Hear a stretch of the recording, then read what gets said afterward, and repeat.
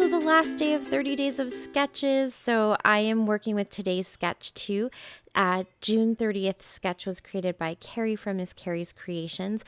All the links are down below in the description box. You can go and check out the master playlist for the whole month of June. Each series has its own playlist. So if you want to check out all of June's, you can click on the link down below. There are playlists for March and, kind of going backwards as well.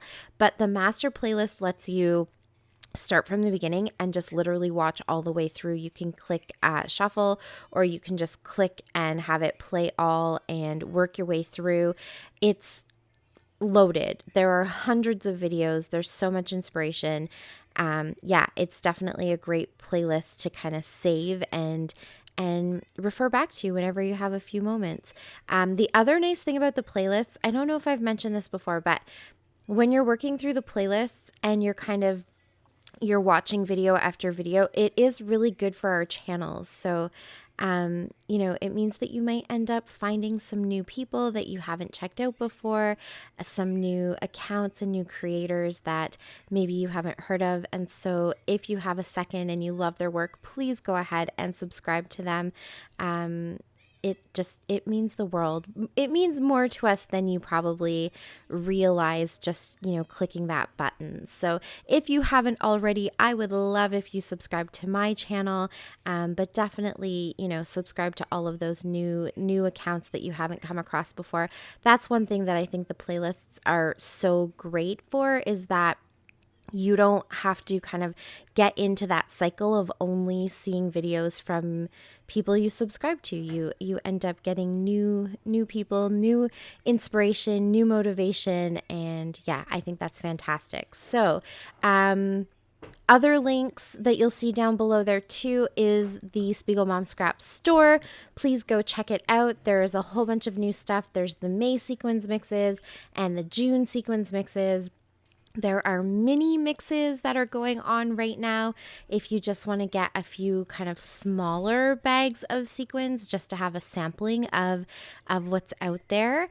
Definitely check that all out. You can also see information on my Instagram and in the Spiegel Mom Scraps Sparklers group. There's lots of ways to find out what's going on with Jody's amazing sequins, and there's a discount code, so please go ahead and use it. You can save some money. It's Gen 15, and you'll be able to buy extra sequins, which is always fun. So all of that is down below.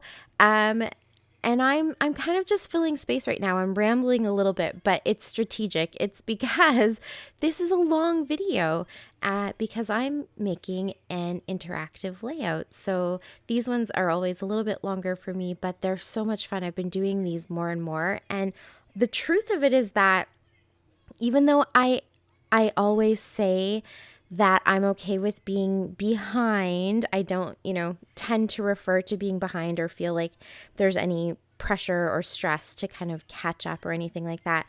But I do have lots and lots of pictures. And as I've sort of been working through my style and how I like to print pictures and the types of albums that I create, I've changed how I like to print my pictures.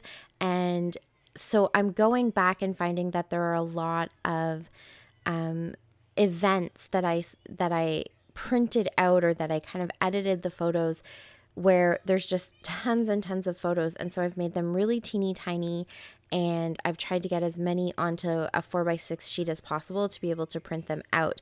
I definitely have to say, I don't take as many pictures as I used to, which is strange because I have more kids, obviously, than I've ever had.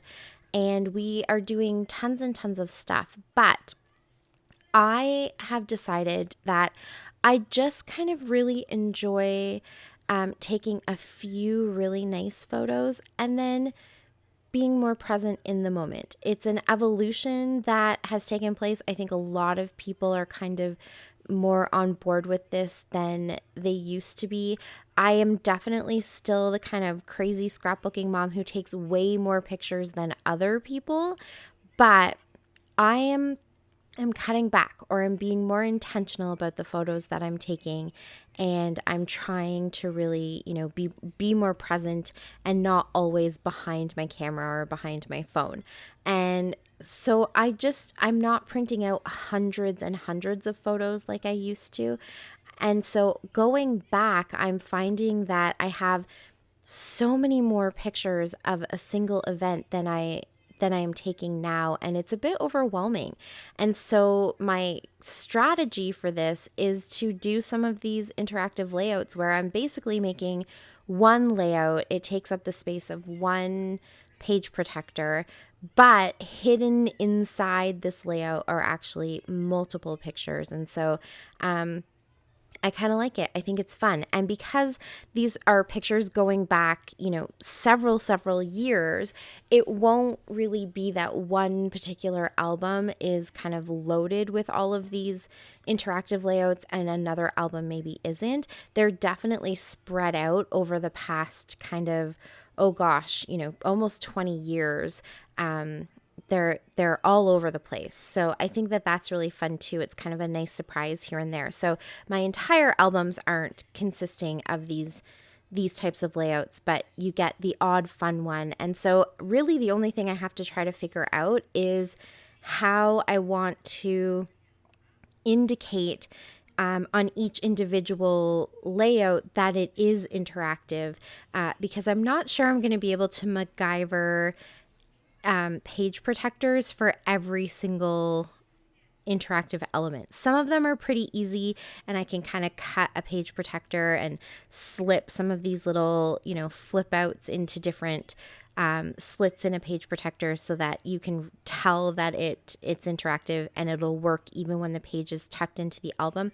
But there's other ones where I might not be able to, and so I kind of have to figure out what I want to do. If I want to put a little marker on the page or put a tag somewhere, or just somehow indicate on each of these interactive layouts that it is in fact interactive, pull it out of the page, flip it open, and see what it's all about. So lots of fun stuff, lots of ideas going through my head. But let me explain to you what I'm doing with this specific one. So Carrie's sketch has all of these layers on the right hand side, these strips of paper. There's a little bit of hand stitching or machine stitching kind of drawn into the sketch. There's a couple little tabs and things like that. And so I really wanted to be able to do that on that right hand side. And I thought that that actually would make a good place for the flip section. So my section is maybe a little bit wider than what it looks like in the sketch, what Carrie has there. I have a couple extra layers in there. But I thought that that would make a really good foundation to be able to flip. So essentially what I did is, if you remember last year during the summer, I kept letting my How to Kill a Kit with Style kits kind of roll one into the other and just sort of kept adding new elements without really taking a lot out. We're doing themes this year, so my kits have been a little bit different, but last year it was just making any kit that you wanted. And so I kind of liked this idea of having the kit from the month before, just the scraps that were left, kept into the new month's kit and just adding in some fresh supplies. So it kind of just bled one kit into the next, and it was all really fun, summery, spring-inspired stuff. And when I was done, when the summer was over, I popped it all into a little travel type bag that I have, and I leave it beside my Chesterfield where I usually sit. And so I kind of have some supplies. I have a few other things in there, some crochet and needlepoint and even some macrame projects.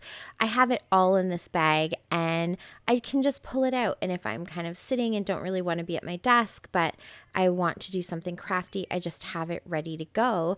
And so I decided to go back into that bag for this summer and see what was in there. Lots of super fun goodies that I still have left over. And that's where I pulled out all of these papers. So at the beginning, that's what you saw me kind of rifling through. I just wanted to pick out a few things that kind of screamed summer and fun, didn't really have any specific themes to them. The pictures that I'm scrapbooking are from GlobalFest, which is a big international fireworks festival. So it travels all through Canada, maybe the States as well, I'm not sure. But countries come from all over the world to compete in these giant fireworks displays. And so you can actually go for any one of the single countries and see what their display is. And then the very last day is the a grand finale, I guess you could say, where all of the countries show, I think, a smaller version of their displays as well. And they win prizes and all that kind of stuff. But we love to go on the last day so we get to see a little glimpse of each country. And then there's also a big fair with tents and food and crafts and displays from countries all over the world as well. So not just the ones who come for the actual competition, but countries from all over the place. Lots of just countries that, you know, are represented here in our province and in our city. And so they set up tents and you can go and learn about each one, try some food, all that kind of fun stuff. So just a really fun time. The kids always love to go, and that's what the pictures are about. So I didn't have a particular theme of needing it to be fireworks or anything like that. I just wanted to have some fun papers that I could use to kind of create all of these layers and strips and stuff. So I think in the end, I ended up picking papers that both come from Paige Evans and then also Chamel. I think those were the only two collections, but I didn't necessarily plan it that way. I just felt like all of the colors kind of looked good together and matched each other. So those are the papers that I picked. And then you can see here, I created that first side, the front or the right side, sorry, as a larger kind of flip out, and that hides my other photos on the inside. So when it's closed, it looks like the sketch. And then when you open it up, it's just, those extra pictures that were all printed really teeny tiny. I had to cut some of them out because just the way that I was printing, I had flipped some. So they were actually going the wrong way. So I wanted to cut those out and just make sure that they were all put into the layout the way that they're supposed to be, so you can actually read the words and see what's going on. And so I had a couple little kind of holes in my grid, I guess you could say, with all of my pictures. And at first I thought I would start cutting them all apart and kind of condense them together. And then I thought, you know what? No, I'm just going to cut a few extra little tabs and pop those into place. And it just gave me a couple little places to embellish. And I'm totally okay with that, because really this is the main part of the layout, what you're seeing here while it's closed. That's what I kind of used the sketch for, and then opening it up is just getting to see some of those extra pictures. So I didn't embellish quite as much on the inside. So once I got all my layers together and I made sure everything was really nice and secure on that right hand side, and I got my photos down, then I went ahead and did this little extra kind of tip in or tip out where the title is, and that just gave me another spot on the other side to do a little bit more journaling. And I thought that was kind of fun, and it's this little extra flap that kind of closes the layout down. And so the trick with this now is the spot where Carrie has a little bit of embellishment. She has a pineapple and I think a sun or something like that.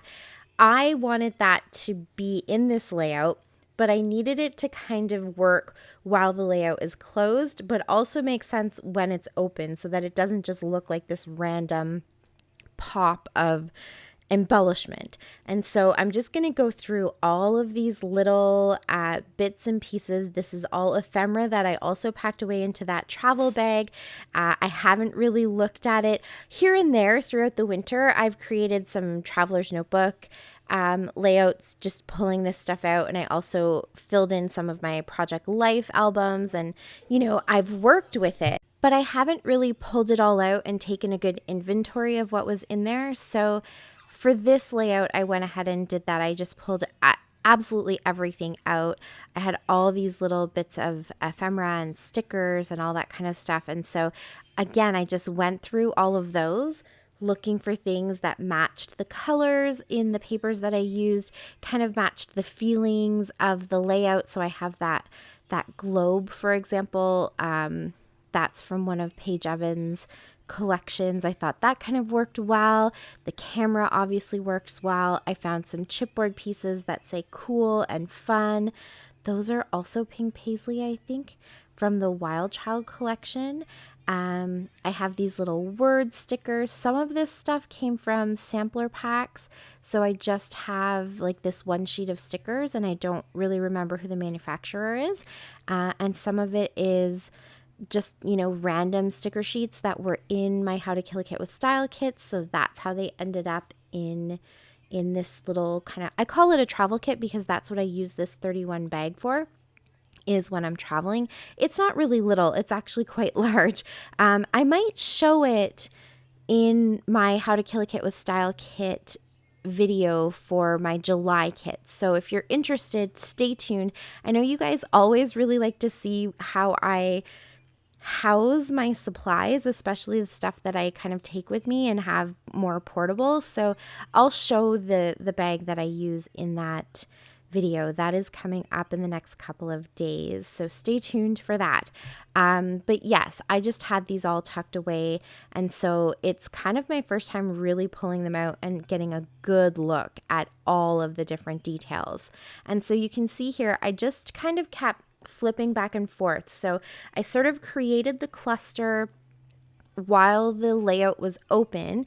That way it made sense for the inside part of the layout, but I kept closing it as well just to double check and see what you could see while it was closed. So a lot of those elements, like the chipboard and that globe, they're peeking out from behind that closed flap, and that kind of looks like in the sketch.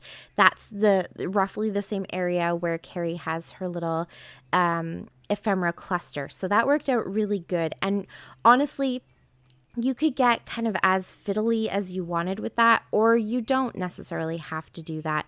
You could just kind of create the layout and let things fall where they fall. But it was pretty easy to tuck things in just the right place so that it kind of makes sense for both sides. And then now I get to do the fun part, which is add all the sequins. And believe it or not, this was completely unintentional, but I kind of had a feeling it would work out. The Find the Joy sequins mix from the June pack worked perfectly. It's got those sort of jewel tone colors to it, the yellows, this beautiful green, probably my favorite color green ever. This sort of like pinky coral color that is really prominent in the butterfly paper and in the rainbow paper. Yeah, it just worked out so good. These are the perfect sequins. And so I added a bunch to the strips on the front of the layout, and then I strung some up to create the banner like you see in the sketch. And that is it. That's my layout. I love how this turned out, and I thank you so much for watching. I really appreciate it. Until next time, happy scrapping. Bye. Bye. Thanks to me. To my channel.